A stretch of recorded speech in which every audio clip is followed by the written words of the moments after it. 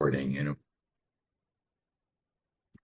Hello, my name's Robert Rickover, and my guest today is Tim Cacciatore.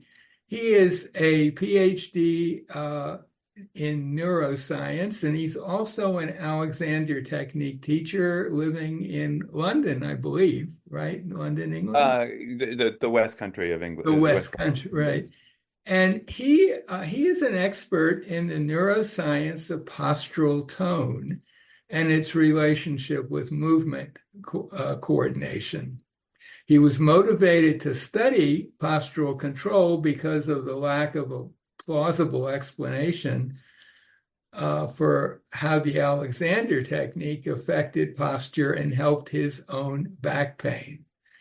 And his research is aimed to use somatic methods as a tool to reveal properties of the motor system, and he's published numerous peer-reviewed articles. And the reason I wanted to talk to Tim is I've been experimenting a lot with what I guess one could call the interface between thought and action. Mm-hmm. And I've been experimenting with Alexander technique directions that to me seem to be directed at that interface. And I'm inspired a lot by a quote from actually F. Matthias Alexander, the developer of the Alexander technique, who wrote this. I'll just read this short little paragraph in Constructive Conscious Control, but I think he also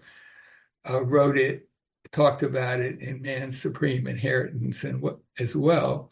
And he says, the term psychophysical is used both here, and that's in his book, Constructive Conscious Control, and throughout my works to indicate the impossibility of separating physical and mental operations in our conception of the working of the human organism. And then he says, in my opinion, the two must be considered entirely interdependent. And this is the phrase I really love, and even more closely knit than is implied by such a phrase. And it's that closely knitness that is what I'm personally interested in. And the reason I wanted to talk to Tim is, I said, I've been working on new Alexander directions that very much relate to that. And I wanted to find out from him if what I think is the explanation of why these directions work so well is plausible from a neuroscience point of view. That's the basic project. Okay. So I want to begin with what are sometimes called paradoxical Alexander technique directions. I think they were first kind of brought to the fore by Missy Vinyard in her introductory book. It's kind of in there as like a little separate section from sort of the general introduction to the technique. But paradoxical directions are of the kind where whatever activity you're doing, the direction would be, I'm not doing that activity. So if I'm walking, I could think, I'm not walking. And amazingly enough, that always seems to produce an improvement in the quality of walking. And the question kind of is, well, why would that be? It sounds like an odd direction to try to improve things. Now, my take on it is when you say something like, I'm not walking, you're really referring to walking as you experience and understand it. but there's all kinds of other kinds of walking.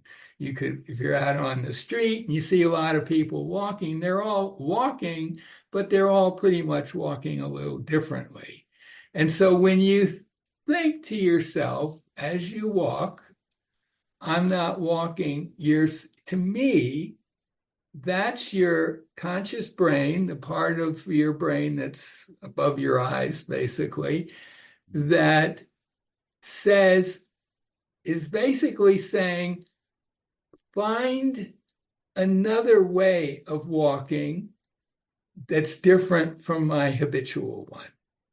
Mm-hmm. And it's saying that, and this is my take on it, it's saying that or thinking that as a message to the unconscious brain, which is most of your nervous system, and it's saying, you guys figure out another way of walking for me.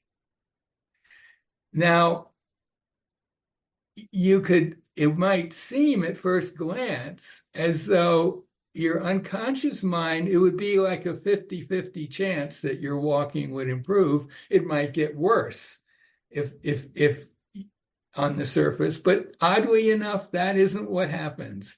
In my experience, and I think other people who've used these kind of directions and lots of students, it always seems to bring about an improvement.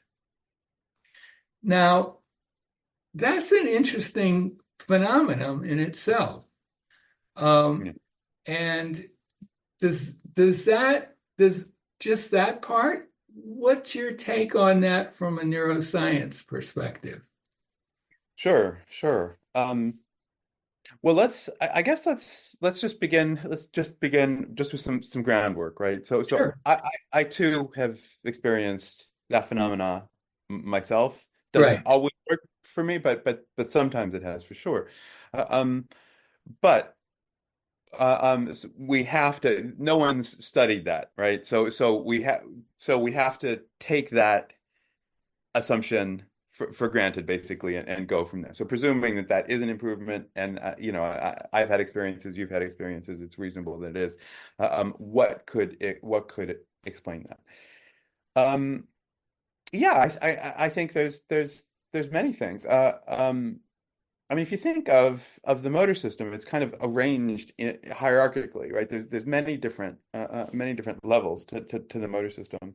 Mhm. Uh, um, and there's the basic walking rhythm is produced by neurons within the spinal cord, right? Very, very low, right? You can take people who have had a spinal cord injury, right? And there's no communication from the higher brain, and you can basically put a battery near their spinal cord, no kind of rhythmic information whatsoever, and their legs will start, walking. Uh-huh. Is it normal gait? No, but but uh, um, but that represents the output of a very low level aspect of the nervous system. So why would you have that? Well, we've evolved over a long period, and basic tasks like gait, like walking, are difficult. Like if you think about the numbers of muscles involved, right, and the stability involved. Uh, Mhm. uh, there's a lot to it, and there's no way that you could consciously think about those motor Right. patterns. Those motor Right. patterns are kind of built in at a very, very, very low level.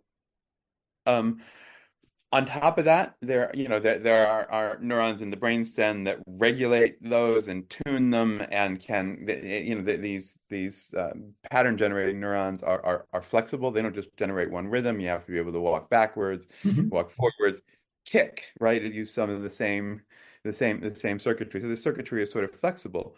Uh, um, but it's also kind of regulated by brainstem circuitry, which is in turn, well, and then there are sort of higher levels, right? So if you're, I Higher mean, levels within the unconscious brain, unconscious nervous system. yeah, well, right, Yeah. yes, Yeah. oh, yes. So if you take you can have an animal that where the cortex is completely disconnected or shut down, uh, Hmm. um, and they can stand and they can walk using this sort of brainstem and spinal cord circuitry, and it's functional. It's not what you'd call agile, Hmm. but it's a functional pattern. Uh, um, but then, so say you're walking along and there's a curb to step down Hmm. over. Hmm. Well, that involves a whole nother loop of higher level aspects to the motor hierarchy, right? Where you see you see the curb, you know how far it is, you kind of know where your body is in space, and you plan what would be called the sort of voluntary movement, even if it's subconscious. Hmm. It's sort of this goal-directed kind of flexible movement that can step over the curb or the log or whatever Right, in your way. So it's another layer of control on top. right. So the way I went, I have sort of a penchant for wanting to explain to my students why, when they think something like I'm not walking, it seems to always produce mostly a positive effect. And the way I tend to phrase it is, first of all, this prefrontal cortex guy who's delivering the message is totally incapable of changing your walking in any useful way. Because it's limited in how many.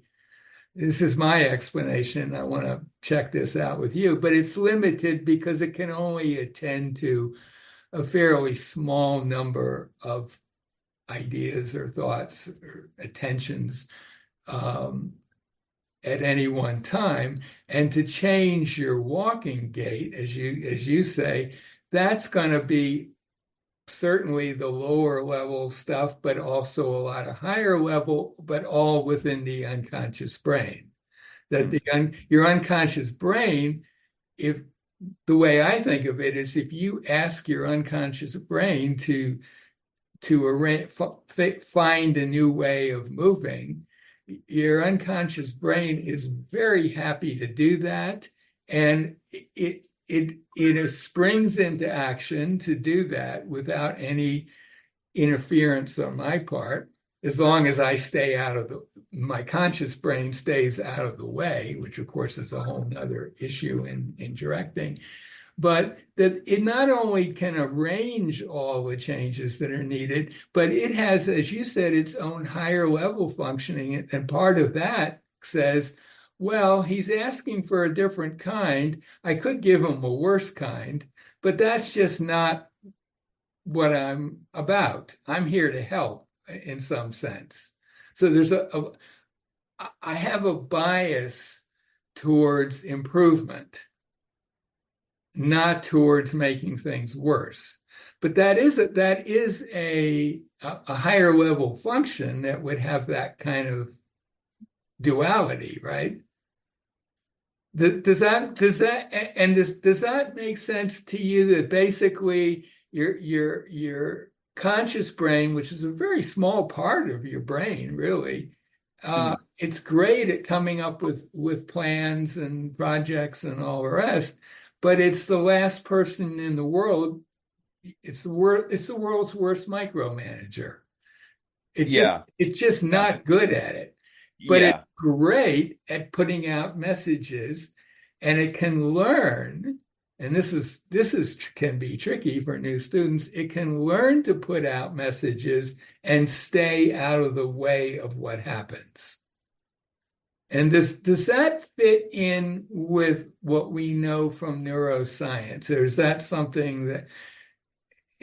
Uh, yeah. Let me speak to that. I mean, the first thing I was gonna say when you said that uh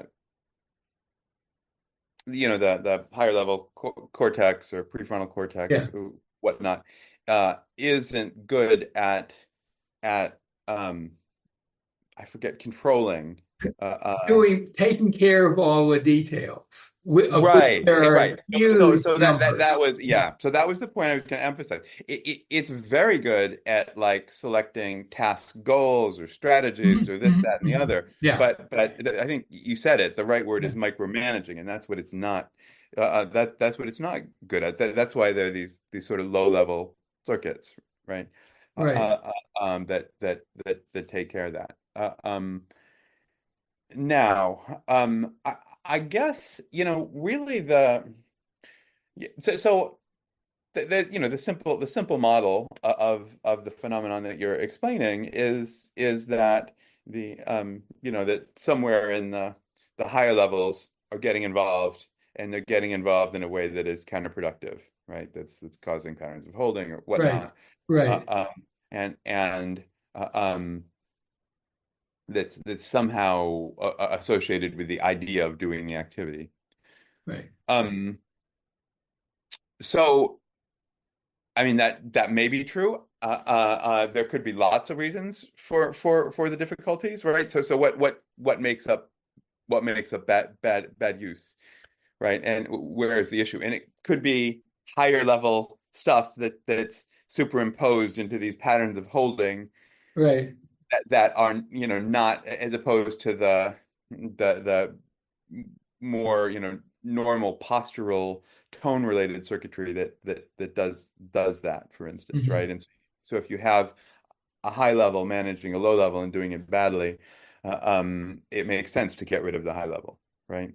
Right. And that problem in self-directing of you put out a direction, something seems to improve, and then there's a part of you that starts to anticipate that improvement or Right. want to help it a little. Yes. That Yes. issue is Yeah. what Alexander explicitly addressed in a quote Yeah. from his training course, where he says, none of my students will believe that all they have to do is, I'm paraphrasing, but all they have to do is think the thought, and that'll take care of it. They Yeah. all want to add something, all with pretty much every teacher, Walter Carrington, certainly, and Marjorie Bar Barlow, and both of them, and Marjorie Barstow in her own way, all discuss this very issue. Mhm. Marjorie Barlow says, well, you put out a direction, and then you think, a little teeny bit I could help. And that's just not going to work. That's going to Yeah. mitigate against the effectiveness. And Walter's take was something along the lines of, you just don't quite believe that you don't need to do Yeah. anything because we're all doers. Actually, Yeah. Alexander said in that first quote of his, he added, Mhm. these my students, they're all slaves to their muscles, and which is an Sure. interesting way of putting it. So, I Yeah. mean, that problem of the conscious brain wanting to take on some of the doing. Oh, and of course, what's her name? Margaret Goldie was like totally Yeah. about that. Uh, is something that you have to learn to deal with. You have to learn how to do that, and that's what Yeah. hopefully Sure. a good teacher will convey Sure. to their students. So, if the other thing I want to say, and tell me what you think about this. There's so much going on at the unconscious mind at various levels, and it is making decisions. It's whether to make your walking easier or not, whatever. But all of that, by definition, is out of your conscious. You don't see any of that. And I think the problem for a lot of people is that they don't really, maybe it's not a problem, but people don't really realize how much stuff is going on. They don't give it credit. They don't get that really Yeah. putting out a direction can be a pretty simple thing to do. And then, but the implementation is just multifaceted across all kinds of layers because everything in the body affects everything else. So it's, and it can't, it's not going to make you a perfect walker to say I'm not walking because your physical mechanism might not be ready for that yet, but it's going to nudge, it's going to get you as far as can be done right now. That's also a kind of it's doing some thinking about it, apart from just taking care of this little muscle contract a little bit here, this whatever. And again, does that sort of match how neuroscience looks at the unconscious brain versus the conscious brain? I mean, yeah, there certainly is an immense amount going on under the hood all the time that we're not aware of. However, there is a question of, I mean, people can learn to control very focused, specific, low level aspects of their Mhm. physiology, their heart rate or skin temperature, whatever. People can, it is possible in some instances to tune into those lower levels and kind of Mhm. fiddle with them. Uh, Mhm. uh, so it's not, and certainly when you can attune right through attention and awareness to information coming in that you might not usually be aware of. Mhm. You can So sort so of wake because you yourself up to just stop. because you're yeah Yeah, just because you're typically not aware of it doesn't mean you can't be. But then there's the question of well, what is sort of optimal? What what what is sort of the optimal state, and how do you achieve that? Is it being aware of everything all the time? Probably not, right? There's right, probably right. there's Yeah, probably certain you never get anything done. right. There are probably certain aspects of awareness that are important, that are related to the patterns of tension that we hold and habits that we want to that we want to get rid of. Um, yeah. So that it does fit, but the devil is in the details. Right. Uh, But do you think I'm making a mistake by kind of presenting this simplified model to my students? No, not no. If it works, no, I don't. And I mean, it's undoubtedly there is a very close connection between intention and action. Right. And and there's something called the idiomotor effect, and we can talk about its relevance. But if you take a pendulum, a weight with or a string with a little weight on the bottom, and you say, okay, I'm not going to move my hand, I'm not doing anything, but okay, let's see if I can make it go forward and backward without doing anything, and it'll start. And then Because okay, you let's are notice. doing a little something probably, or your Well, unconscious brain. right, Yeah. right, and Yeah. but so if they look at it's like a lot of it comes from the postural sway at the feet, and some comes from the shoulder. It's not just like you're doing this, but there's Right. kind of a whole body Right. organization that kind of makes that happen, and you're unaware of it. Right. You're Right. unaware that you're doing anything. So I mean, it's kind of like a Ouija board thing, with a bunch of people, Right. uh, Right. pe pe But it's people. for real as opposed to the, Right. yeah. Yes. Yes. Yeah. But so when one can, I mean, that the real question, I mean, is so at what level are we interfacing with these kind of lower levels? Yeah, I mean, it could be gait, but for me, my lower level of choice is tone. I really am interested in the patterns of tension, but gait is it's a similar low Well, level sure. Well, you can even phenomenon. use that same kind of direction for something like sitting in a chair. You Yeah, could just think, hey, I'm not sitting in this chair. sure. And there's a very good chance that your quality of your posture will improve a little. Yeah. Now, I wanted to ask you about that phrase of Alexander's because to me, he says about physical and mental, they're even more closely knit than is implied by such a phrase. Hmm. Now, I think maybe he's in, maybe not consciously, but he's pointing out that the prefrontal cortex is connected directly to the unconscious brain, right?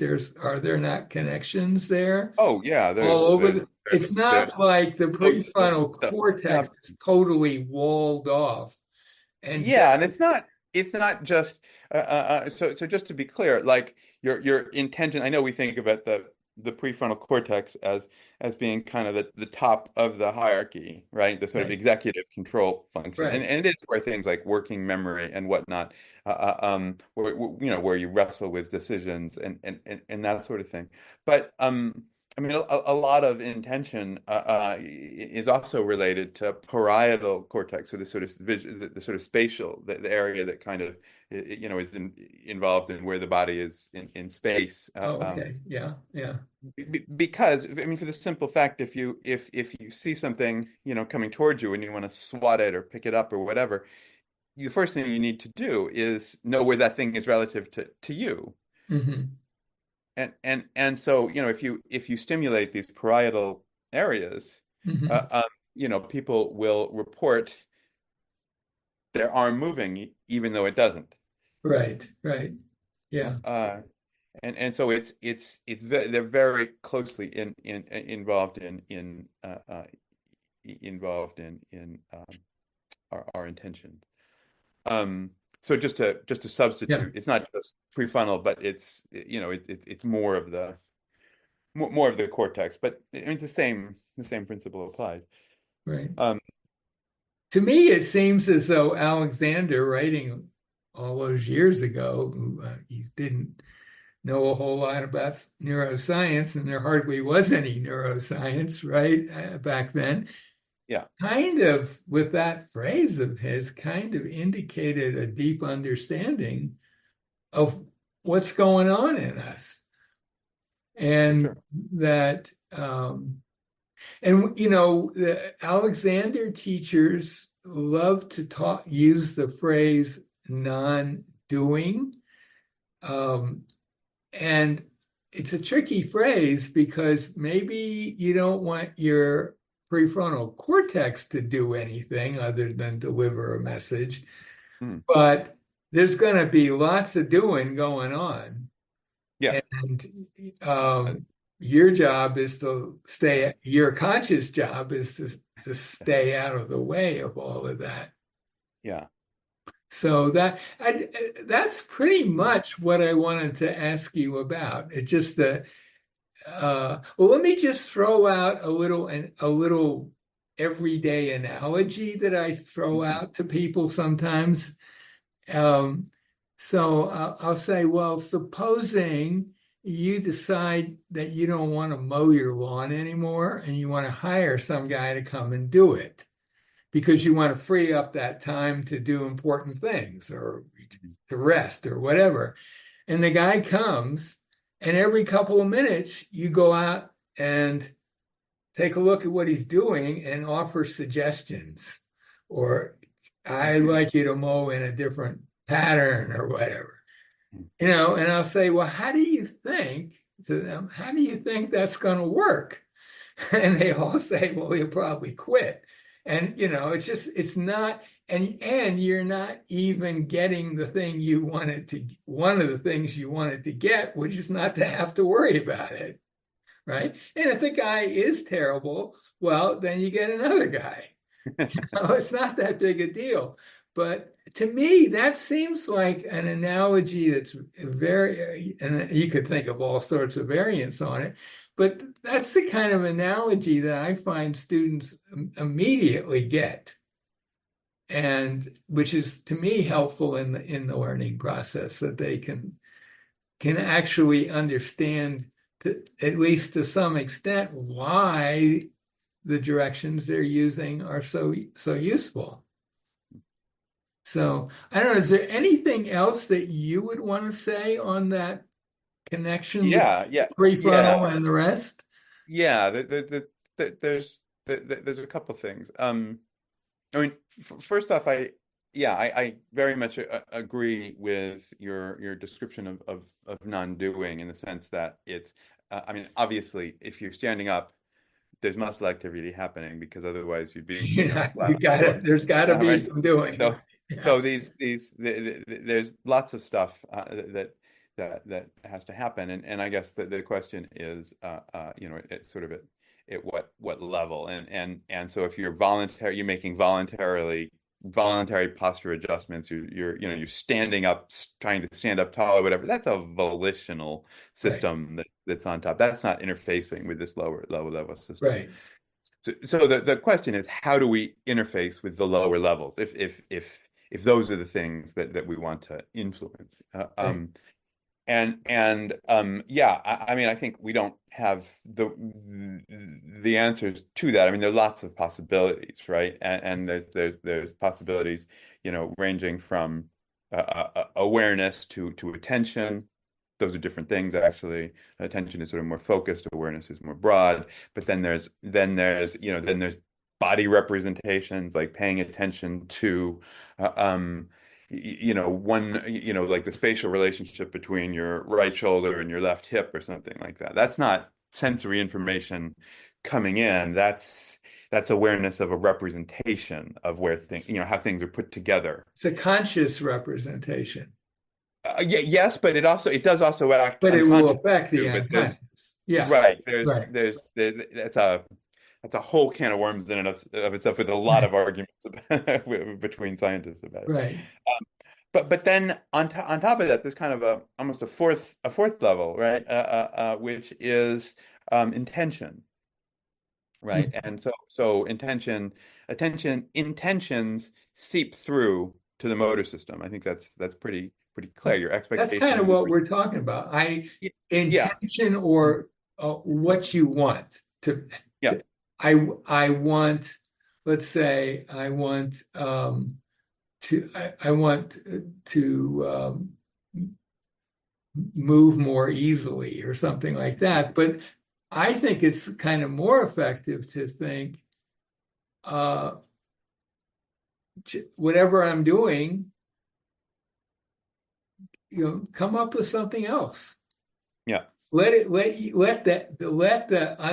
unconscious brains. Oh, okay. yeah, yeah, And if what you want is, say, less tension, I'd like to be less tense. That could be a reasonable request. That the unconscious brain, in my sense, is that it'll say, well, let's go for the low-hanging fruit. If this guy is tensing his neck like crazy, that might be a great place to do some yeah, affect some changes, but we're going to do it in the context of his whole self.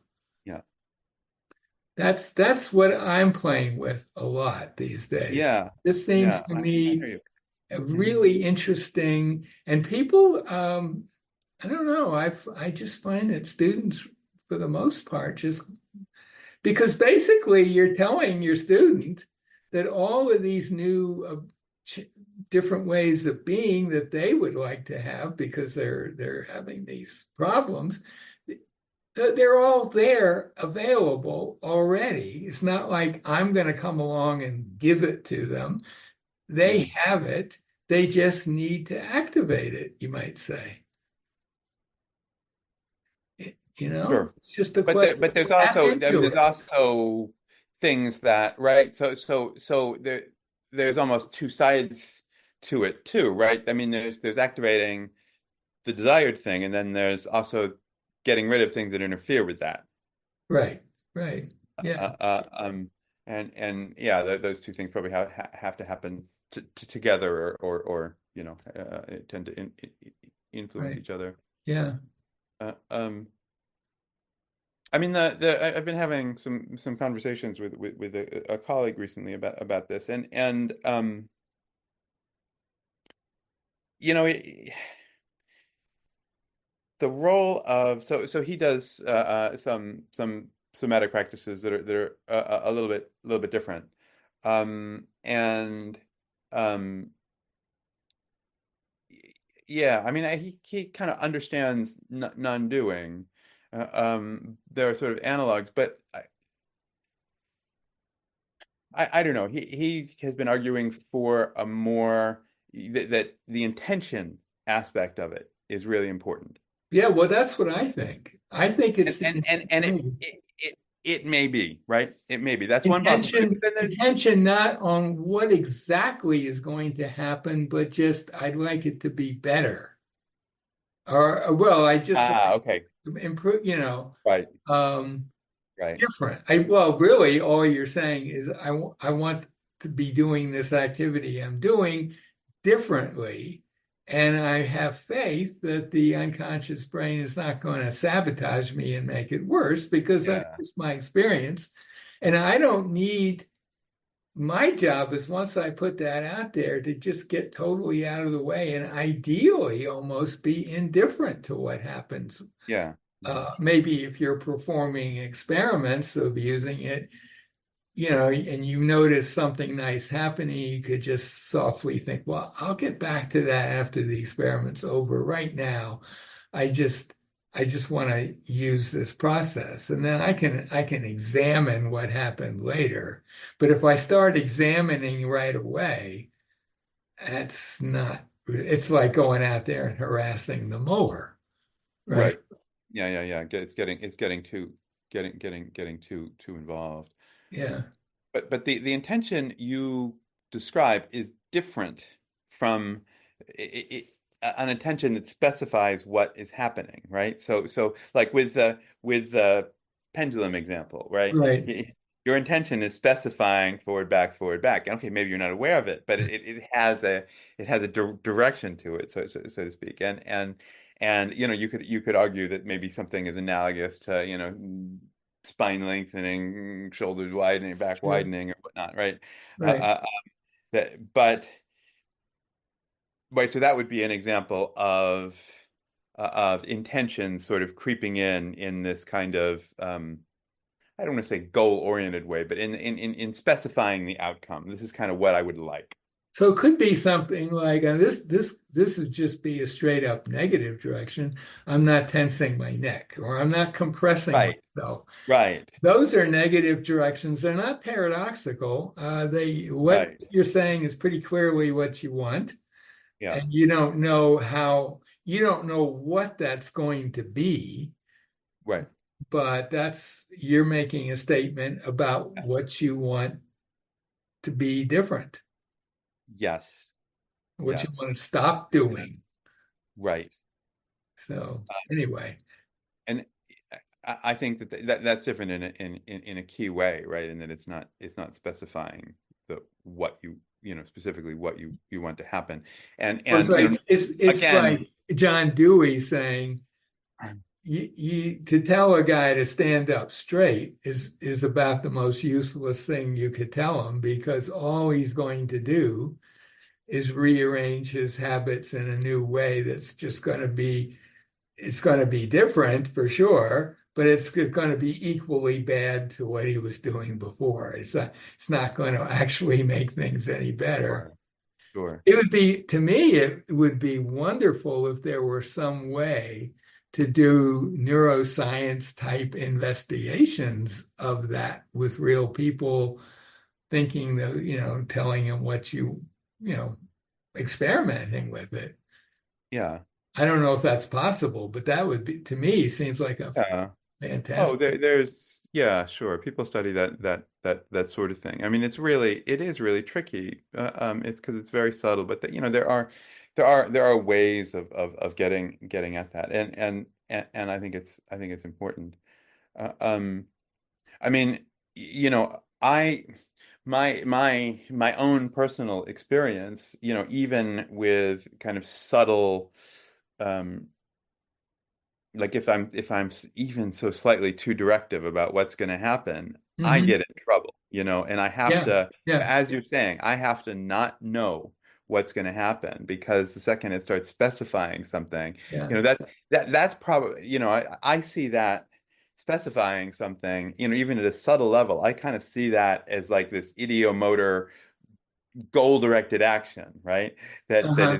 is fixing something. It could be even yesterday I used this direction, let's say when I'm walking around the block around near my house, and now today I'm using it, and part of me might get a little upset if what happens is different from what happened yesterday, or and it can be incredibly subtle.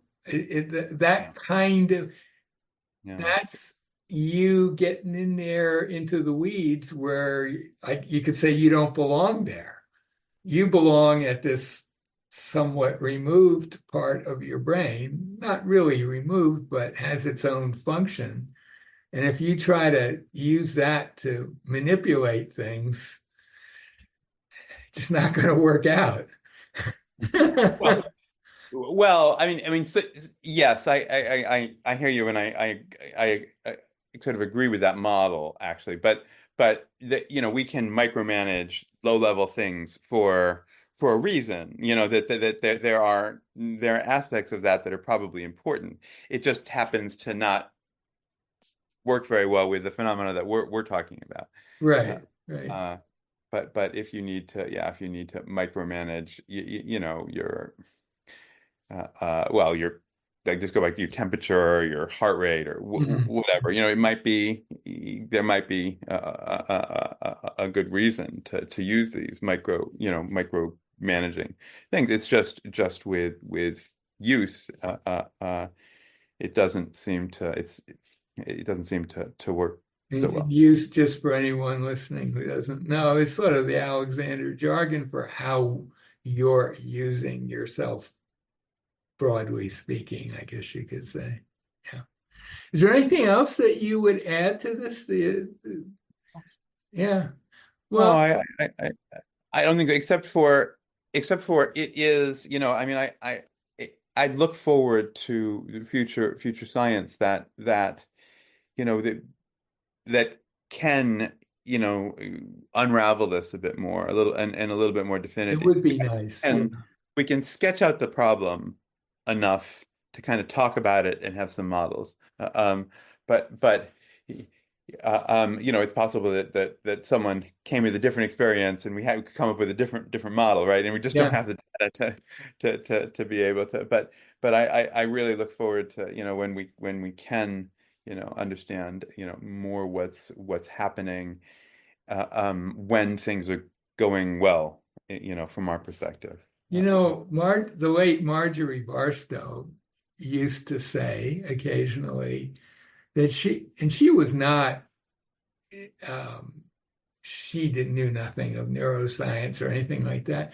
But she said, I think someday there's going to be an actual science of movement, meaning kind of science of explaining of how the Alexander technique or that way of thinking works. And she would have been absolutely fascinated to see that machinery you use for measuring postural tone.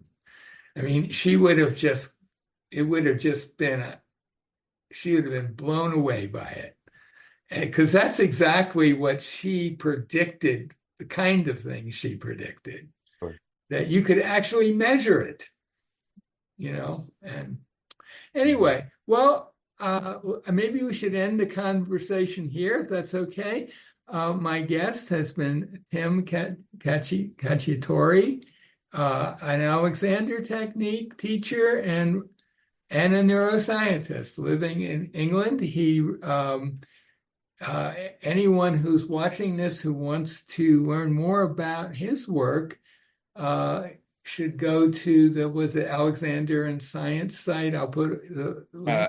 AlexanderTechniqueScience.com. Alexander Technique Science. I'll put a link to that by the interview. And he, along with what's his name? I can't think of it now. Your friend in Amsterdam, Patrick and Patrick. also Rajal Patrick, Cohen. yeah. Together. They run courses that you can take to explore some of that the scientific, you might say, aspects of the Alexander technique. So on that page, you can learn how to sign up for them. Whatever. Tim, thank you so much for this. Thank you for having me, Robert.